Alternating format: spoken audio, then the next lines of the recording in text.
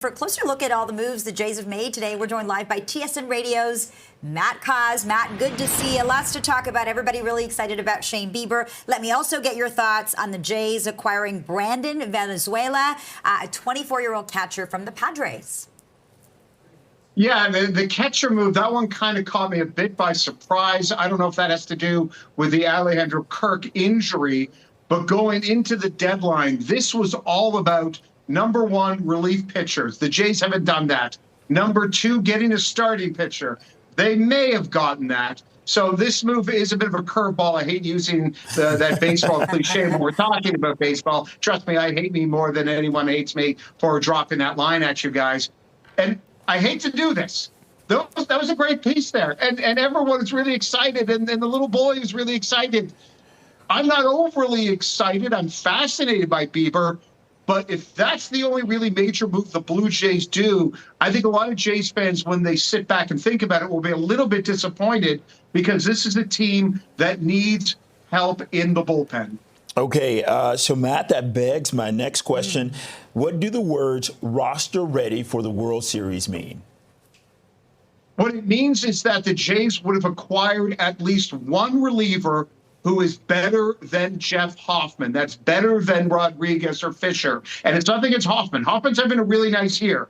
But look at how the Dodgers won the World Series. They did it with an overwhelming bullpen. And we see that time and time again. You've got to have at least three guys you can trust who can get guys to strike out. I don't think the Jays have that right now. And look at the Yankees. The Yankees just moments ago made a deal to get Bedard from the Minnesota Twins.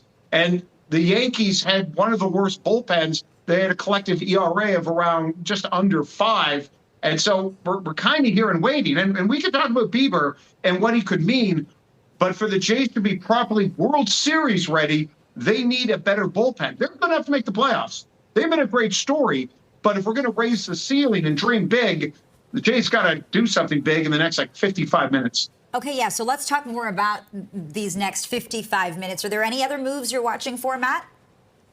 The one big name, Griffin Jax, who is another reliever for the Minnesota Twins. Maybe Pete Fairbanks, a reliever for the Tampa Bay Rays. Those are sort of the guys I'm keeping an eye on. And you know, the Mets acquire someone. The Padres got Mason Miller. When all these other, the Phillies with a big deal as well, bringing in Yohan Duran. When you see these other teams that are going for it, every time they sign someone, that's someone now off the potential list. I think the Jays and the Cubs are the two teams I'm keeping an eye on, that both of them looking to make moves. So those are the two teams I'm keeping an eye on, obviously locally Toronto. But I did expect more from them, and maybe it'll happen.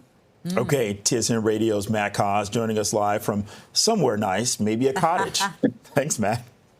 It is a cottage. I am not in a sauna. Thanks for having me on. Thank goodness. Okay, Matt, we appreciate that, and we'll talk soon.